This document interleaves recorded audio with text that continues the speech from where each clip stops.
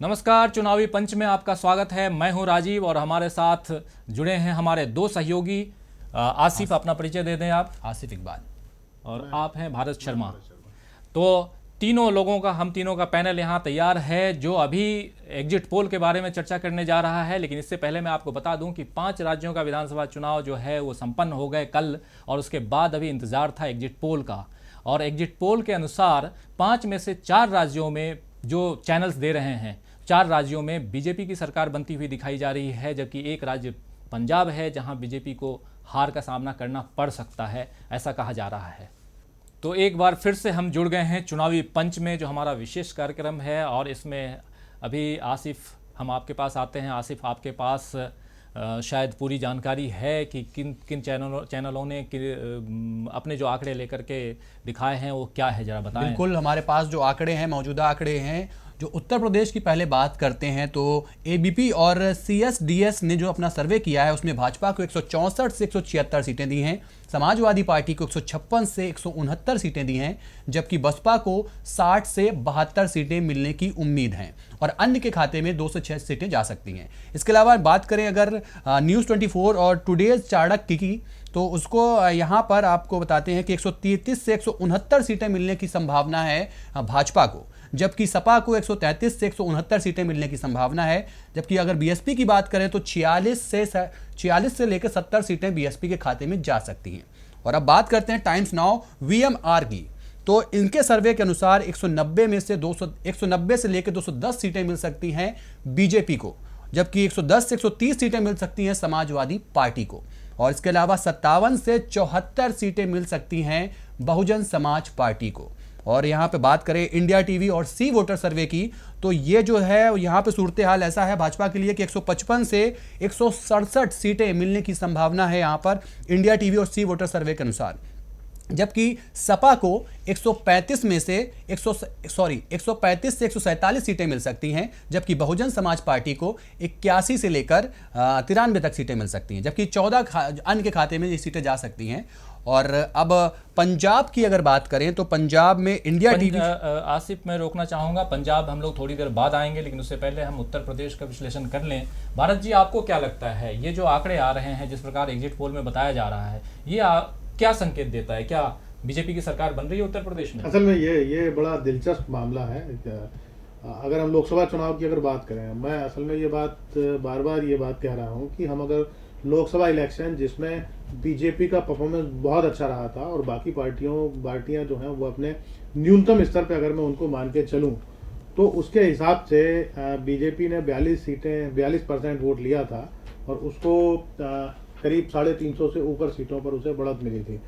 तो अगर ये आधी हो रही है तो मैं ये मान के चलता हूं कि बीजेपी का जो वोट परसेंट था, जो 42% था, अगर उसमें 15% वोट भी अगर कम हो रहा है, 12% वोट भी अगर कम हो रहा है, तो बीजेपी आ रही है 30% वोट शेयर के ऊपर। मतलब मुझे नहीं पता कि ये अभी इन्होंने जो आंकड़े जो लगाए हैं इसमें इन्होंने वोट शेयर कितना दिया है परसेंटेज, वो मैं नहीं देख पाया हूँ। लेकिन अगर मैं ये मान लूँ अगर 12% अगर कम हो रहा है और इस स्थिति में समाजवादी पार्टी और कांग्रेस, इन दो का अगर लोकसभा इलेक्शन का अगर वोट शेयर मिलाया जाए तो वो 31% होता है। और इसमें से अगर 2 या 3% भी अगर बीजेपी से कट कर अगर समाजवादी पार्टी के साथ जाता है तो मुझे लगता है समाजवादी पार्टी मेजोरिटी की तरफ आ सकती है। इसमें कई बार असल में होता यह है कि जो भी एनालिसिस जो करते हैं, जो एग्जिट पोल करते हैं, वो वोट शेयर के हिसाब से फिर उसको सीटों के हिसाब से निकालने की कोशिश करते हैं, तो उसमें वही होता है 1-2% वोट के फ्लक्चुएशन का बड़ा असर होता है। दूसरी चीज़, इसमें बसपा का जो फैक्टर है वो बड़ा महत्वपूर्ण है। अगर ये मान लिया जाए कि बसपा को वाकई में इतनी कम सीटें मिल रही हैं जितना ये दिखा रहे हैं, तो फिर आप ये तय मानिए कि जो बसपा का जो वोट है, क्योंकि बसपा और सपा ये दो ऐसे वोट हैं जिनका अपना सॉलिड वोट है। बीजेपी के साथ जो हिंदुत्व का वोट है वो इतना ज़्यादा नहीं है, तो वो एक फ्लोटिंग वोट जो है वो, इसमें अगर हम इसको अगर एक आकलन करें तो हमको लगता है कि फ्लोटिंग वोट बीजेपी के साथ गया है। लेकिन अगर बीएसपी का अगर वोट अगर कम हो रहा है तो निश्चित तौर पर हम ये मान लें कि जो मुस्लिम मतदाता की जो बात इस पूरे इलेक्शन के अंदर जो हो रही थी कि 19% मुस्लिम वोटर है और वो कहाँ जाएगा, अगर बीएसपी इतनी कम सीटें ला रही है तो इसका मतलब है कि मुस्लिम वोटर बड़ी संख्या में समाजवादी पार्टी के साथ गया है। तो ये तो खैर एक बार मैं फिर बोलूँगा डिस्क्लेमर के साथ कि ये जो है ये सही आंकड़े हम लोगों को 11 तारीख को ही मिलने हैं, लेकिन उससे पहले जो स्थितियां निर्मित हुई हैं एग्जिट पोल के अनुसार उस पर हम लोग चर्चा कर रहे हैं। आसिफ, हम लोग चलें अब पंजाब की ओर। पंजाब का क्या सीन है? पंजाब की अगर बात करें तो इंडिया टीवी ने जो है अकाली दल को 5 से 13 सीटें दे रही है। इंडिया टीवी का जो सर्वे है वो दे रहा है 5 से 13 सीटें मिल सकती हैं अकाली दल को, जबकि कांग्रेस को 41 से लेकर 49 सीटें मिल सकती हैं। और आपकी बात करें तो यहाँ आप सबसे बड़ी पार्टी बनकर उभर रही है इंडिया टीवी के अनुसार, और ये 59 से 67 तक सीटें पा सकती है। और यहाँ बात करें न्यूज़ 24 और टुडेज चाणक्य के सर्वे की, तो अकाली दल को यहाँ पे सिर्फ 9 सीटें मिल रही हैं, पंजाब में सिर्फ 9 सीटें। इसके अलावा कांग्रेस को 62 में से 71 सीटें मिलने की संभावना है, जबकि आपको 42 से लेकर 51 सीटें तक मिल सकती हैं। मतलब यहाँ पर जो है जो बात कर रहे हैं, सॉरी ये मेरा थोड़ा सा आंकड़ा गलत हो गया है, न्यूज़ 24 और टुडेज चाणक्य का अकाली दल को 9 और कांग्रेस को 54 और आपको 54। मतलब कहने का यह है कि न्यूज़ 24 और टुडेज चाणक्य जो है कांग्रेस और आपको बराबर रख रहे हैं। और अगर वहीं जो आज तक की बात आप कर रहे थे, आज तक ने कांग्रेस को कांग्रेस को बहुमत में दिखाया है। 62 से 71 सीटें मिलने की संभावना है, जबकि आपको 42 से 51 सीटें तक मिल सकती हैं। और यहां पर जो है पूरी तरीके से ध्वस्त दिख रहा है अकाली दल, 4 से 7 सीटें मिलने की संभावना है उसको। तो पंजाब में जैसी बात हो रही थी कि हम वहाँ बहुत ज़बरदस्त एंटी इनकम्बेंसी है भाजपा और अकाली गठबंधन के साथ में, और वो उसका जीता जागता उदाहरण जो है इस एग्जिट पोल में देखने को मिल रहा है। और शायद इस तरह ये एग्जिट पोल उस हिसाब से देखा जाए तो सही भी हो। बिल्कुल बिल्कुल, जिस तरीके से चुनाव जब हो रहे थे और जिस तरीके की चीज़ें सारी सामने लाई जा रही थी। लेकिन आसिफ, इसमें एक मज़ेदार तथ्य है कि आम आदमी पार्टी पहली बार पंजाब में चुनाव लड़ रही है, और आम आदमी पार्टी दो जो आंकड़े आ रहे हैं वो ये कहते हैं कि आम आदमी पार्टी की सरकार वहां बन सकती है। इसको किस रूप में देखते हो? देखिए, आम आदमी अगर पार्टी की बात करें तो उसने दिल्ली में भी अच्छा चुनाव लड़ा था, ऐसी बात नहीं है। जहां जहां अगर वो पूरी तरीके से लड़ रही है तो वहां अच्छा प्रदर्शन कर रही है। हालांकि मीडिया में जिस तरीके से जो है चीज़ें आती रहती हैं और उनके आरोप लगते रहते हैं, जो मतलब उस तरह से नहीं दिखाया जाता उन लोगों को, लेकिन फिर भी जो है वो अंदर से निकल कर बाहर आती है एकदम से। बिल्कुल बिल्कुल। और अब हम चलते हैं उत्तराखंड। आसिफ, उत्तराखंड की क्या स्थिति है? क्या उत्तराखंड में भी जो है सर्वे, जो जितने भी सर्वे जो दे रही हैं एजेंसियां, वो भाजपा को आगे बढ़त दिखा रही हैं।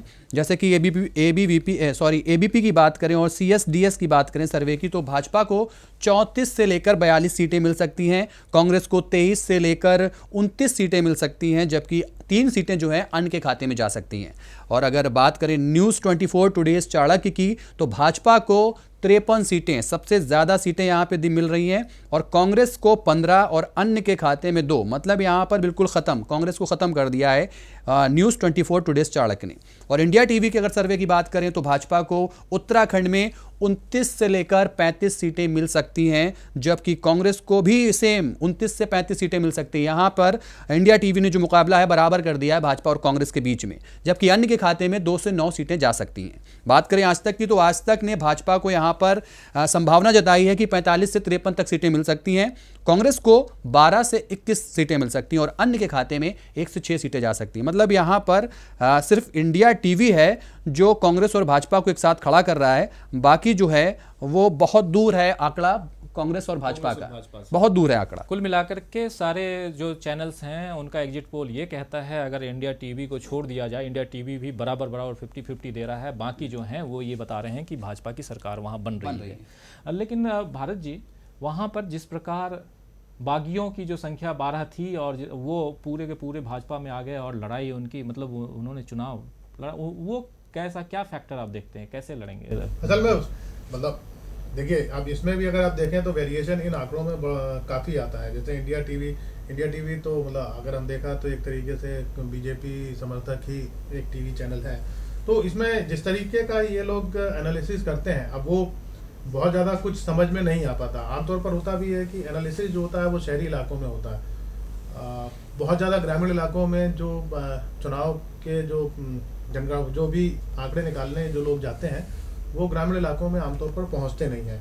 तो इसका एक जो, और हम ये देखते हैं कि शहरी इलाकों में, चाहे वो मध्य प्रदेश, उत्तर प्रदेश हो या उत्तराखंड हो या जहाँ पर भी, हम शहरी इलाकों में मतदाता जो है वो प्रो बीजेपी है, क्योंकि उत्तर प्रदेश में सारी नगरीय निगमों का ऊपर बीजेपी का कब्जा है, लेकिन सरकार में उनकी स्थिति पिछले इलेक्शन में तो बहुत बुरी थी, 15% वोट परसेंटेज था।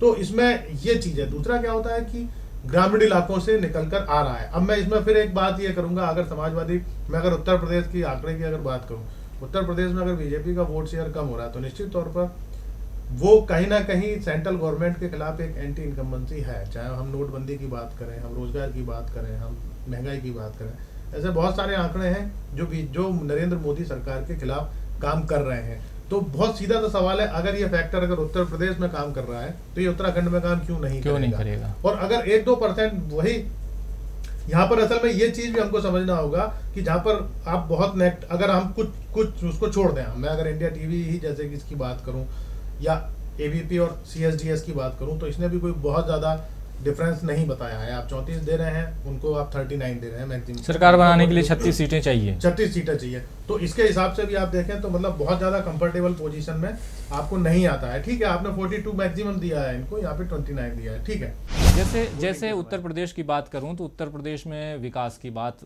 लगातार अखिलेश यादव करते रहे और उसी विकास की बात मोदी जी भी करते रहे। वहाँ आप याद कीजिए, उसके अलावा जो लड़ाई हुई उसमें गधे, घोड़े, गेंडे और सब आगे मतलब विकास की बात ना हो के अखिलेश को विकास देखा जाए, की गाड़ी अखिलेश जो की है रैलियों में देखा जाए बिल्कुल, तो वहां पे कुछ देखने को मिला कि वो अपनी विकास की बातें करते थे। अदरवाइज जो है सारा मामला जो है जुमलेबाजी में गया, बयानबाजी में। असल में इसमें मैं फिर एक बात कहूँ, और उत्तराखंड में वही स्थिति, उत्तराखंड में जैसी बात सुनने को मिली कि हाँ वहाँ के मुख्यमंत्री जो हैं वो उनके ऊपर कांग्रेस ने छोड़ दिया था। उन्होंने कहा था कि नहीं, मुझको खुद लड़ना है चुनाव। वो पूरी की पूरी जो तैयारी थी वहाँ के मुख्यमंत्री मतलब हरीश रावत ने अपने हाथ में लेकिन असल में मैं आपसे वही बात कर रहा हूँ। हरीश रावत मतलब अभी वहाँ जो बीच में जो आंकड़े जो आए हैं पॉपुलैरिटी के हिसाब से हरीश रावत के सामने बीजेपी का कोई नेता नहीं है। संभवतः इसलिए बीजेपी ने वहाँ पे कोई सीएम कैंडिडेट दिया भी नहीं। तो लेकिन सीएम कैंडिडेट तो कहीं नहीं दिया उन्होंने। नहीं, वो बिल्कुल नहीं दिया, लेकिन इससे पहले उन्होंने देने की कोशिश की। दिल्ली में जब ये लोग बहुत बुरे तरीके से मार खाए उसके बाद से इन्होंने देना बंद किया और इनको लगा कि नरेंद्र मोदी जी का ही फेस उन्हीं का ही फेस पे चुनाव जीता जा सकता है। लेकिन मैं यहाँ पर जो आपको जो बताने की कोशिश कर रहा हूँ, हम अगर पॉपुलैरिटी वाइज अगर बात करें, देखिए लोकसभा इलेक्शन में नरेंद्र मोदी का फेस था जिसकी पॉपुलैरिटी के आधार पर बीजेपी ने चुनाव लड़ा। पिछले कुछ समय से ये ट्रेंड शुरू हुआ है, जब आप अपने फेस के ऊपर, किसी एक लीडर के फेस के ऊपर आप इलेक्शन लड़ रहे होते हैं, तो अगर उस फेस की वजह से भी अगर कुछ वोटों का अगर परसेंटेज इधर से उधर होता है तो भी इसमें इन आंकड़ों में काफी परिवर्तन नजर आएगा। देखिए यहाँ पर मैं उत्तराखंड की अगर बात करूं तो आप, जैसे मैं कल भी आपसे ये बात कर रहा था कि जहाँ पर सीधे आमने सामने की लड़ाई होती है उसमें हम ये मान के चलते हैं कि भाई इसके खिलाफ अगर एंटी इनकम्बेंसी होगी तो वोट का जो फ्लोटिंग वोट होता है, जो बेस वोट है वो तो पार्टियों के पास होता है, लेकिन जो फ्लोटिंग वोट होता है वो शिफ्ट कर जाता है दूसरी पार्टी के पास और वो सरकार बना लेती है। तो अब बात वही है कि कितना फ्लोटिंग वोट है। अब अगर मैं देखूं तो मेरे हिसाब से उत्तराखंड में हरीश रावत के खिलाफ उतनी एंटी इनकम्बेंसी नहीं है जितनी नरेंद्र मोदी की सरकार के खिलाफ, केंद्र की सरकार के खिलाफ है। लेकिन भारत जी केंद्र तो की ये जो चुनाव है ये केंद्र का चुनाव नहीं है, ये चुनाव राज्यों का चुनाव है और राज्यों के मुख्यमंत्री के खिलाफ एंटी इनकम्बेंसी अगर आएगा तो राज्यों के मुख्यमंत्री के खिलाफ आएगा। और आंकड़े भी कुछ कह रहे हैं। लेकिन अगर आएगा तो फिर गोवा में क्यों नहीं आ रहा? गोवा में तो बीजेपी की सरकार है। हाँ, गोवा में बीजेपी की सरकार है, बीजेपी की सरकार बना रहे हैं। तो कुल मिलाकर के ऐसा है कि ये जो आंकड़े हम देख रहे हैं, जिस पे हम चर्चा कर रहे हैं, जिस प्रकार मीडिया में ये जो एग्जिट पोल की बात है, एग्जिट पोल की जो हम बात कर रहे हैं, यही एग्जिट पोल जिस पे हम चर्चा कर रहे हैं, क्या ये एग्जिट पोल सही होते हैं? मेरे हिसाब से नहीं, क्योंकि बिहार चुनाव में हम लोगों ने देखा, हमने दिल्ली के चुनाव को देखा है ना। और मैं आपसे अभी असल में वही बात कहना चाह रहा था कि हम अगर थोड़ा सा इलेक्शन का अगर मोड देखें पिछले कुछ समय से, वो ये रहा है कि जो पॉजिटिव कैंपेन कर रहा है वो चुनाव, वो सरकार बना रहा है। हम नरेंद्र मोदी जी का 2014 का इलेक्शन देखें, मोदी जी इलेक्शन के जो वो अपने पॉजिटिव बात करते थे, वो ये कहते थे मैं क्या करने वाला हूँ, वो अच्छे दिन की बात करते थे। बाकी लोग मोदी जी के खिलाफ कैंपेन कर रहे थे। हम अगर दिल्ली में देखें तो केजरीवाल के खिलाफ सारे लोग कैंपेन कर रहे थे। हम अगर बिहार में देखें तो नीतीश कुमार के खिलाफ कैंपेन हो रहा था, लेकिन नीतीश कुमार ये बात कर रहे थे कि मैं क्या करने वाला हूँ। सेम स्थिति हम उत्तर प्रदेश में देखें या उत्तराखंड के अंदर देखें, हरीश रावत की बात करें या हम अखिलेश यादव की बात करें, ये दोनों के दोनों ये बोल रहे थे कि वो क्या करने वाले हैं और बाकी जो विपक्ष है वो उनके ऊपर अटैक कर रहा था। तो मुझे लगता है ये जो चीज़ है, इस समय वोटर जो है वो इतना मैच्योर हो चुका है कि वो ये जानना चाहता है कि सरकारें उसके लिए क्या करने वाली हैं। बेशक। और उसी के आधार पर वो वोट कर रहा होता है। बिल्कुल बिल्कुल सही बात है। आसिफ, चलते हैं हम गोवा गोवा की बात और करते हैं। मणिपुर, ये दो राज्य छोटे राज्य हैं, लेकिन दोनों जगह क्या स्थिति बनने वाली है ये तो बताएं। अब चलिए गोवा पे आईना जरा घुमाते हैं और देखते हैं क्या चल रहा है यहाँ पर। इंडिया टीवी और सी वोटर सर्वे ने जो है वो भाजपा को यहाँ पर 15 से 21 सीटें मिलने की उम्मीद जताई है, जबकि कांग्रेस को 12 से 18 सीटें तक मिलने की उम्मीद जताई है। और यहाँ पर आप की जो बात करें तो आपको 4 सीटें मिल सकती हैं, मतलब 0 से 4 सीटें मिल सकती हैं और अन्य के खाते में 2 से 8 सीटें जा सकती हैं। और बात करें इंडिया टुडे और एक्सिस पोल की तो भाजपा को 18 से 23 सीटें मिल सकती हैं, कांग्रेस को 9 से 13 सीटें मिल सकती हैं और आपको यहाँ भी आप तीसरे नंबर पर है, 2 सीटें मिल सकती हैं और अन्य के खाते में आपसे ज़्यादा सीटें जा सकती हैं, मतलब 4 से 9 सीटें जा सकती हैं। बात करें न्यूज़ MRC के सर्वे की तो ये भाजपा को 15 सीटें दे रहे हैं, कांग्रेस को 10 और आपको 7 और अन्य के खाते में 8। तो यहाँ भी जो है एक बार फिर भाजपा बाजी मारती दिख रही है। लेकिन अगर इंडिया टीवी और सी वोटर सर्वे की बात करें तो थोड़ा सा कांग्रेस और बीजेपी में मुकाबला बन रहा है सीधा सीधा, लेकिन इंडिया टुडे और एक्सिस में और न्यूज़ MRC में तो काफ़ी अंतर आ रहा है। लेकिन इंडिया टुडे सी वोटर में यहाँ पे मज़ेदार तथ्य है, आम आदमी पार्टी जिसका मतलब दूसरा राज्य वो गोवा है और आम आदमी पार्टी को बहुत उम्मीद थी कि गोवा में भी उनकी सरकार बन सकती है। गोवा में जो ये एग्जिट पोल की अगर सच माने हम तो गोवा में आम आदमी पार्टी उतना अच्छा करते हुए नहीं दिख रही है भारत जी। और ये भी है कि अगर दिल्ली के विधानसभा चुनाव में आम आदमी पार्टी को अगर 70 में से 67 सीटें मिलती हैं तो ये माना जाता है कि उसमें कांग्रेस के वोटर्स जो थे वो पूरे के पूरे शिफ्ट हो गए थे आम आदमी पार्टी की तरफ। ये बात सही है, और पूरे के पूरे शिफ्ट हो गए थे। उस समय कांग्रेस के प्रति जबरदस्त एंटी इनकम्बेंसी थी और उसका वो फैक्टर काम आया था। लेकिन और यही रिजल्ट अगर हम उधर अगर इसकी बात करें, इस सर्वे की बात करें, उस आधार पे ये आता है कि आप उत्तर आम आदमी पार्टी जो है पंजाब में सरकार बनाती हुई दिख रही है। तो वो बातें हैं आसिफ। लेकिन हम लोग मणिपुर चले, मणिपुर हालांकि बहुत दूर है यहाँ से, लेकिन फिर भी एक ऐसा राज्य है जहाँ इरोम शर्मिला चुनाव लड़ते लड़ते उन्होंने उस राज्य को मतलब इस केंद्र में तो ला करके रख ही दिया कि यहाँ देखा जाए कि वहाँ किसकी सरकार बनती है। और पिछले 3 टर्म से ऑलरेडी वहाँ पर इबोबी सिंह हैं, उनके खिलाफ भी वहाँ जबरदस्त एंटी इनकम्बेंसी की बात की जा रही है। तो इसका फायदा किसको मिलेगा? क्या बीजेपी वहाँ सरकार बनाने के उसमें है? बिल्कुल, जिस तरीके के जो आंकड़े आ रहे हैं तो उस आंकड़े का हिसाब से तो इंडिया टीवी सी वोटर का अभी जो मेरे पास फिलहाल आया हुआ है ये बता रहा है कि कांग्रेस को 17 से 23 सीटें मिल सकती हैं और इसके अलावा भाजपा को 25 से 31 सीटें मिल सकती हैं और अन्य के खाते में 9 से 15। अब ये अन्य के खाते में 9 से 15 जा रही हैं सीटें, तो ये अन्य ये जो है निर्णायक भी हो सकते हैं, ऐसा नहीं है। ये जो अन्य, मैं जैसे कल भी आपको बता रहा था, ये एक वहाँ पे तीसरा मोर्चा जो बना है, क्योंकि एक समय वहाँ पे लेफ्ट की अच्छी ताकत रही, CPI के एक लीडर वहाँ पे मंत्री भी रहे, तो ये उन लोगों ने एक नया गठबंधन किया है जिसमें समाजवादी हैं कुछ, आम आदमी पार्टी है और लेफ्ट वाले हैं, ये सारे लोग। तो यहाँ पे इरोम शर्मिला भी 3 सीटें लड़ रही है। तो हाँ, तो ये एक तीसरा मोर्चा है। तो असल में अब तो हो सकता है यहाँ त्रिशंकु सरकार बनने की संभावना दिख रही है। 70 अन्य वाले जो हैं अगर कांग्रेस की तरफ समर्थन करते हैं तो इसलिए सब टिका हुआ तो मामला इसी पे ही है ना। बिल्कुल, अगर त्रिशंकु अगर बनती है, अगर इसको अगर मैं मान भी लूं, अगर त्रिशंकु बनती है, क्योंकि इसमें एक जो चीज है वो सबसे बड़ी जो बात जो इसमें निकल के आ रही है वो बीजेपी का जो वोट शेयर था पिछली बार वो 11% था, तो 11% को बढ़ाकर आप सत्ता तक पहुंचा पाए, ये थोड़ा सा हार्ड लगता है। नहीं, लेकिन कांग्रेस के साथ एंटी काफी है, कांग्रेस के साथ काफी है, लेकिन यहाँ पर थोड़ा सा कुछ जो है इबोबी सिंह ने जो 7 जिलों का जो डिस्ट्रीब्यूट किया और उसके बाद जो उसने नगा और कुकीज को जो अलग अलग करके जो उसने पूरा वो किया है, उसके वजह से शुरुआती दौर में। लेकिन बीजेपी ने जो प्रधानमंत्री के साथ में नगा का जो समझौता हुआ, उस समझौते को लेकर के वहाँ पहाड़ों पे जो लोग हैं वो भी खुश नहीं हैं, ऐसी बात कही जा रही है। वो भी कुछ नहीं है। और दूसरा तो क्या वो लोग पहाड़ों वाले जो हैं वो क्या बीजेपी के साथ आएंगे? असल में नगाज कुछ बीजेपी के साथ थे, मैं आपसे वही कह रहा हूँ कि ये बात जो कुछ समय पहले तक जो थी, आज से करीब 6 महीने पहले, उस समय बीजेपी मणिपुर में काफी कंफर्टेबल थी, ये बात मानी जा रही थी। लेकिन जैसे ही इन्होंने जो जिलों का डिस्ट्रीब्यूशन किया उसके बाद वहां पर नगाज ने पूरा आर्थिक नाकेबंदी कर दी। तो नाकेबंदी की वजह से क्या हुआ है कि बाकी जो लोग हैं, अब चूंकि नगा नगा की अपनी एक लोकल पार्टी है जो बीजेपी के साथ एनडीए में गठबंधन की हुई है, तो इसलिए वो बीजेपी के खिलाफ थोड़ा सा कुछ लोगों के अंदर माहौल है। ये तय है कि भाजपा जिस प्रकार वहाँ पर मेहनत की है, जिस भी रूप में साम दाम दंड भेद जो भी कहा जाता है हर तरह से, और उसमें ये दिखता है कि वोट का परसेंटेज जो है भाजपा का वो बढ़ने वाला तो है, वो बिल्कुल बढ़ेगा, लेकिन वो सरकार बनाने के नहीं, तक मुझे भी पहुंचती नहीं है या लगता है नहीं। कि वहां पे जो है बीजेपी सरकार बनाने के उसमें आ जाएगी, क्योंकि आ सकती है, बड़ा दल भी बन सकती है, ऐसी कोई बड़ी बात नहीं है, बड़ा दल भी बन सकती है, नंबर 1 पे उसकी सीटें आ सकती हैं, लेकिन मामला बिगड़ सकता है अन्न से।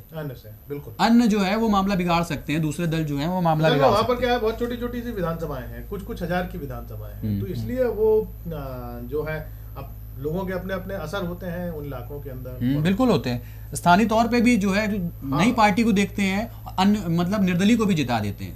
ये भी बड़ा वो है कि हम चलिए हम केंद्र सरकार से रुष्ट हैं, चलिए हम राज्य सरकार से रुष्ट हैं, चलो इसको दे देते हैं। हालांकि एक और चीज है, मणिपुर या हम पूर्वोत्तर की बात करें तो वहाँ पर खरीद फरोख्त बहुत ज्यादा होती है और विधायक बहुत ज्यादा टूटते हैं, तो आप ये भी नहीं कर सकते अगर बीजेपी अगर 2-4-5 सीटें अगर नीचे रहती है तो हो सकता है कांग्रेस कुछ विधायक टूट के चले भी जाए। तो हाँ, ये अक्सर हुआ, पहले भी हो चुका है, और ये पूरी कैबिनेट चली गई थी, कैबिनेट की हाँ चली गई है, बिल्कुल सही कहा आपने। अरुणाचल प्रदेश वगैरह में मणिपुर के बारे में आप बहुत ज्यादा कुछ नहीं कर सकते, लेकिन हम वोटों की अगर बात करें तो हो सकता है वहाँ पे कुल मिलाकर के भारत जी और आसिफ ने जैसा बताया कि 5 राज्यों के जो एग्जिट पोल आए हैं अलग अलग चैनल के द्वारा, उसमें से 5 में से 4 पर बीजेपी कब्जा करते हुए दिख रही है और एक सिर्फ सर्वे के अनुसार, हाँ सर्वे के अनुसार, इस एग्जिट पोल के अनुसार, बाकी जो भी फैसला आना है जनता का फैसला 11 के बाद, वो 11 को आना है और 11 का हमें इंतजार रहेगा। तब तक देखते रहिए DV लाइव।